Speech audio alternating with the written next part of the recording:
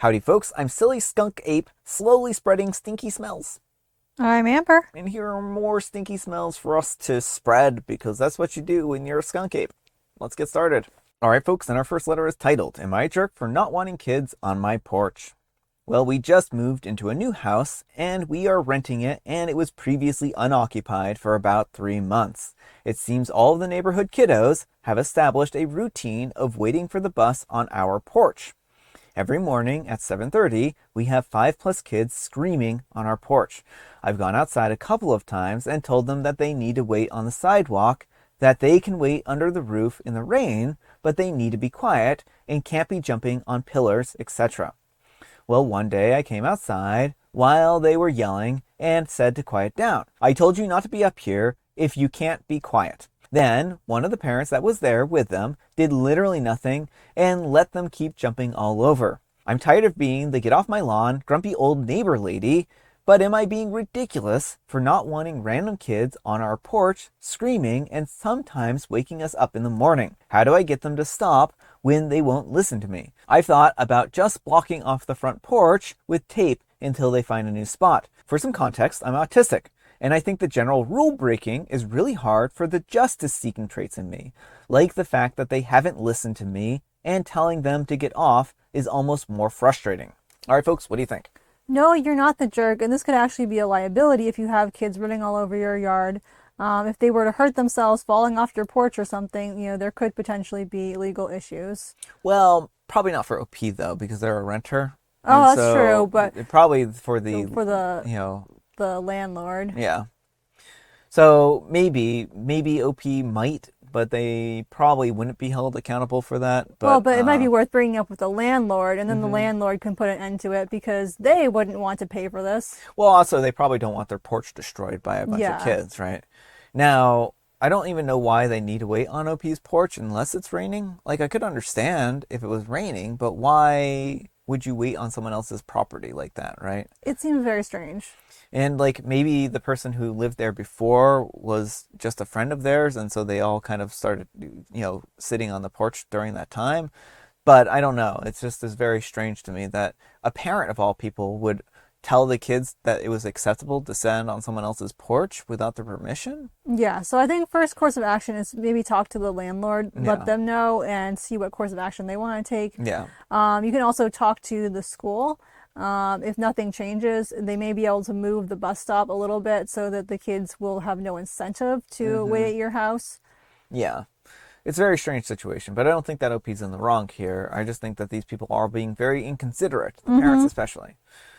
But let me know what you folks think. So anyhow, take care and good luck. All right, folks, and our next letter is titled, Am I a Jerk for Staying at the Family Holiday instead of leaving when my boyfriend left? I'm a 27-year-old female, and I took my boyfriend of a year and a half, a 27-year-old male, on my annual family trip to my grandparents' cabin. We've been doing this my entire life. For 2 weeks, we go up there and fish and hike and hunt and forage and basically unplug from our lives back home. I love it, and it's the highlight of my year. My boyfriend expressed interest in going with me this year, as he would not be able to see or talk to me during those 2 weeks. We were dating since last year when I went on this trip, but not long enough for me to consider inviting him along. I won't lie, I was hesitant to agree. I warned him what it involves. There's no TV, no Wi-Fi, and you can rarely get a signal for your phone out there. I told him that if he came along, he would have to bring books or something else to occupy himself with in case he didn't want to do the activity of the day. He told me that he would be fine, and I took him at his word. The whole family was happy to see him there. My grandparents, parents, my brothers, and their partners and kids. Even my aunt and cousins popped around for part of the trip. I had pushed aside my anxiety over him coming and was excited for him to see this part of my life. He did try to enjoy it, but it was clear he was miserable. The only thing that he liked was swimming, and most days the water was too cold for that to do for very long. After 5 days, he told me that he wanted to go back home, and I respected that. Heck, the rest of my family let him know that he had done well and that there were no hard feelings. I drove him to the bus stop in the nearest town over, and I told him that I would wait with him until the bus came.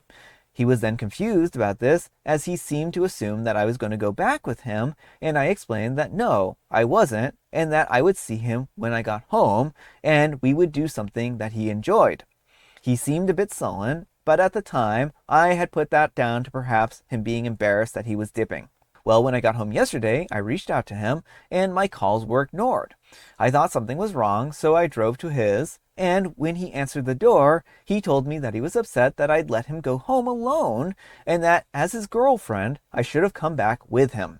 I was startled by this, and I asked why I would come home when he knew how I'd look forward to this every year.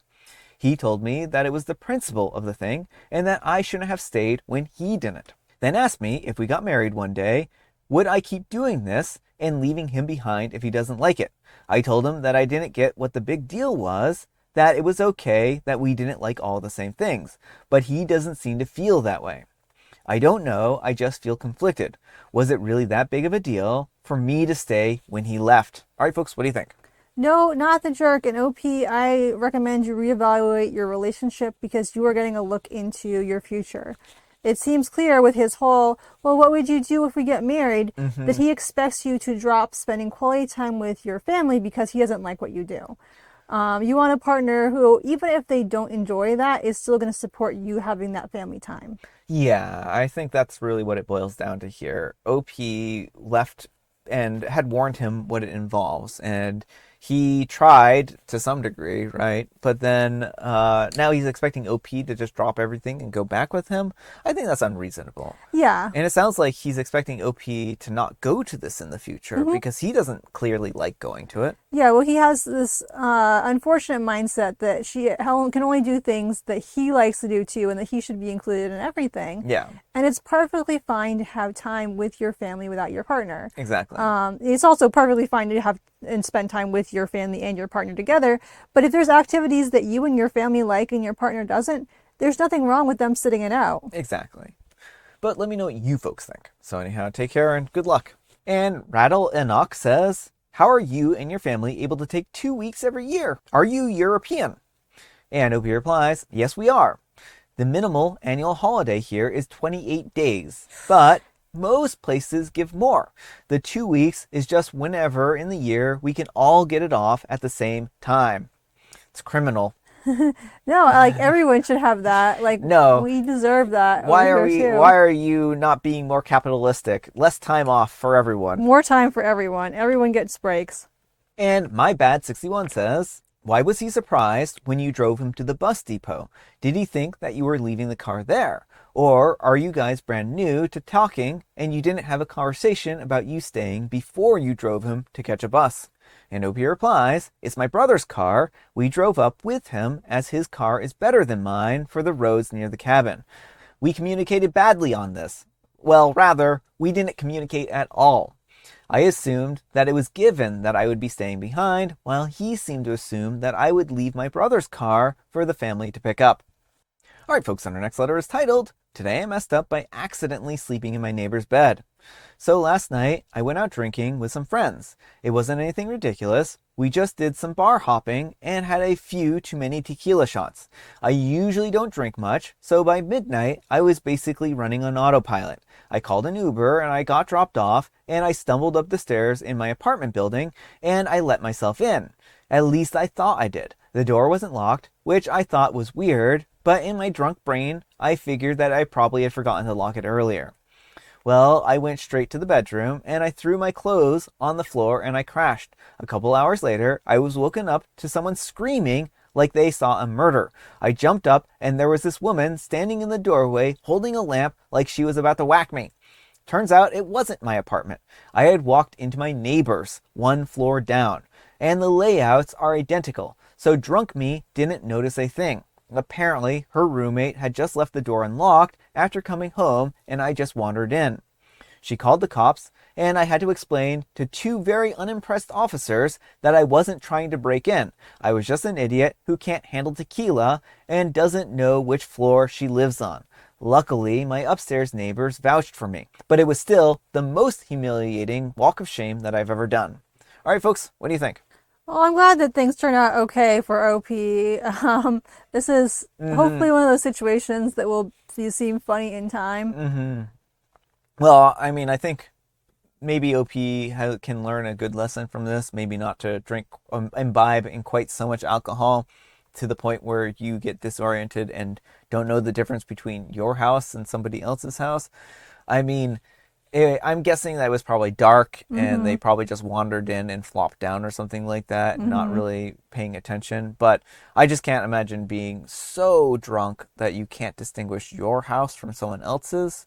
And again, like, all I figure is that they didn't turn on any lights when they walked in and flopped down or something like that. Yeah, that's what I would imagine. But you'd think that like even things like the feel of the bed would be different or something. Yeah, well, I mean, she probably was just so drunk that she didn't even feel that. Maybe even like the room spinning or something like that levels, right? If the room is spinning, then you're probably not thinking much about anything else at that point in time. Yeah, I mean, I'm just glad that this worked out fine and that OP wasn't arrested or anything like that. Well, that's the positive of this. But let me know what you folks think. So anyhow, take care and good luck. All right, folks, it is tea time. Grab your beverages of choice. I've got some tea right here, and Amber, she has a joke. What's a werewolf's October 31st greeting? Oh, well, an October 31st greeting for a werewolf is, how are you doing this Halloween? Happy Halloween. I was basically there. You were basically there. And of course, it is Halloween. Happy Halloween, everyone. Happy Halloween. It is also Books for Treats Day and Frankenstein Friday. Ooh. So go find yourself a Frankenstein and give them a treat. I don't know. A book of a treat, yes. That's a book of a treat. I was trying to look up what Books for Treats Day is specifically, but the page kept freezing on me. But I think it's, giving out trick-or-treaters books. And I have Licorice Spice. All right, folks, that's all the time we have for today. Thank you so much for watching. Happy Fantastic Friday, folks. I hope your Friday and Halloween is off to a fantastic start. Amber, we need some kind of moral advice and or guidance, and please have it on unwelcome guests. It's better not to hang around on neighbors' porches uninvited, and especially not once they've told you not to be there. Yeah. Thanks so much for watching, and we'll see you all tomorrow. Bye!